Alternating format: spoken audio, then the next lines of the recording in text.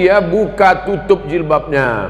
Saya tanyakan kemana jilbabnya, dia bilang yang penting hatinya baik. Bagaimana nih menurut Pak Ustadz? Saya khawatir nanti anak dia nggak pakai celana.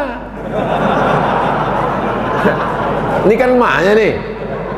Pepatah kita mengatakan kalau anak kencing berdiri, maka cucunya kencing maraton. Ini sekarang emaknya nih nggak pakai jilbab, nanti anaknya nggak pakai celana. Pas ditanya anaknya, kok nggak pakai celana? Yang penting hatinya baik.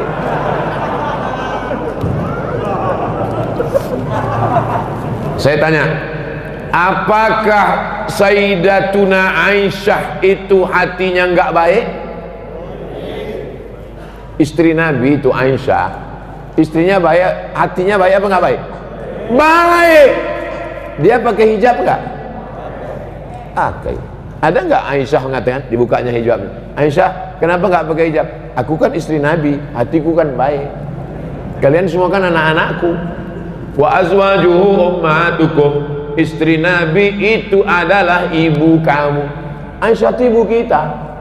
Tapi dia tetap pakai hijab. Kenapa? Allah yang nyuruh. Ya ayyuhan nabi, wahai Nabi Muhammad SAW, qul li azwajika, katakan kepada istrimu, wa banatika, katakan kepada anak perempuanmu, wa nisa'il mu'minin, katakan kepada perempuan yang beriman, yudnina alaihinna min jalabibihin, hendaklah mereka memanjangkan kerudung mereka. Dulu kerudungnya tutup kepala, tapi lehernya nggak kelihatan. Pakai lagi. Itu pakai cadar itu kan tradisi jahiliyah. Pakai cadar, pakai jilbab itu tradisi jahiliyah. Dulu turun ayat, khudhu zinatakum inda kulli masjid. Kalau kamu mau ke masjid, pakailah pakaian. Kalau kamu mau ke masjid, pakailah pakaian. Apa maknanya? Waktu itu orang jahiliyah tawafnya uryanun tolik, telanjang bulat. Orang jahiliyah dulu nggak pakai pakaian. Maka datang Islam mengajarkan pakaian. Maka setiap mau ke masjid disuruh, ya ayyuhalladzina amanu, ay orang beriman, kalau kamu mau pergi ke masjid, khudhu zinatakum inda kulli masjid, berpakaianlah. Itu ajaran Islam. Jadi jangan ikut-ikutan status orang, itu yang dia sampaikan. Bacalah Al-Quran, ngaji sama para kiai, para ulama. Samakah pahala baca Quran melalui smartphone? Baca Quran di dinding, ada tertulis di situ dinding, masuk masjid. Ya ayyuhalladzina amanu taqullaha wal tanzur nafsum ma qaddamat lighad. Baca Quran di dinding. Yang satu lagi baca Quran di handphone. Kutiba alaikumul qitalu fil qatla, al hurru bil hurri wal abdu bil abdi wal unsa bil unsa. Yang satu lagi melihat mushaf Al-Quran. Ya ayyuhalladzina amanu ista'inu bis sabri was salah. Melihat mushaf, melihat handphone, melihat dinding.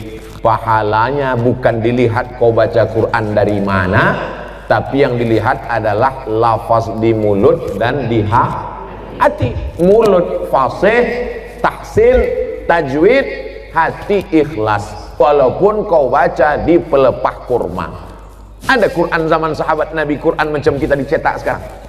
Mana ada? Pakai resleting pula lagi. Kenapa kau tak pernah baca Quran ini? Saya sebetulnya mau baca Pak Ustaz, terus resletingnya macet terus tiap hari. Oh, kasihlah minyak jelantah. Dulu Quran ditulis di pelepah korma, di tulang onta, di batu yang, batu apa namanya itu? Batu lepes, batu ceper macam piring, ditulis. Jadi Quran tidak dilihat di mana, mau di kertas. Kertas adanya bambu yang ditumbuk, bambu, tahu bambu? Buluh. ditumbuk halus jadi bubur, dijemur. Itulah asal muasal kertas dari Cina. Lalu kemudian ada kertas satu lagi di Mesir, pohon bardi, tumbuhnya di tepi sungai Nil, disusun-susun melintang membujur, dipres pakai tanah liat, dijemur. Namanya kertas papirus. Kertas paling tua dua, satu dari Mesir, Fir'aun, satu dari Cina. Lalu kemudian barulah belakangan datang kertas masuk ke kota Makkah. Jadi Quran ditulis di kertas, di batu lepes, di tulang onta, di pelepah korma. Yang dilihat bukan baca di mananya, tapi yang dilihat adalah pelafazan mulut dan keikhlasan hati. Ini Qurannya bukan main lagi, mahal minta ampun. 30 juta harga Quran. Diletakkan di lemari tamu di depan. Setiap tamu yang datang menengok macam menengok kucing. Bukan Quran itu yang mahal. Quran mahal adalah Quran yang dibaca. Seorang ibu mengajarkan anak-anaknya sambil masak pagi. Tak ditengoknya pun Quran itu sambil masak. Bismillahirrahmanirrahim. Wadduha wallaili idza saja. Ma wadda'aka rabbuka wa ma qala. Walal akhiratu khairul laka minal ula. Sambal belacan ditengoknya. Tapi Quran yang ibu ajarkan ke anak ibu itu, itulah yang dibawanya sholat. Usahakan ibu yang membacakan Al-Fatihah ke anak ibu. Supaya apa? 17 kali sehari pahalanya mengalir ke ibu. Ibu yang membacakan Fatihah ke dia. Yang belum membacakan, balik dari sini nanti, bacakan. Yang balik sekarang, nanti habis acaranya. Nak, baca Fatihah nak.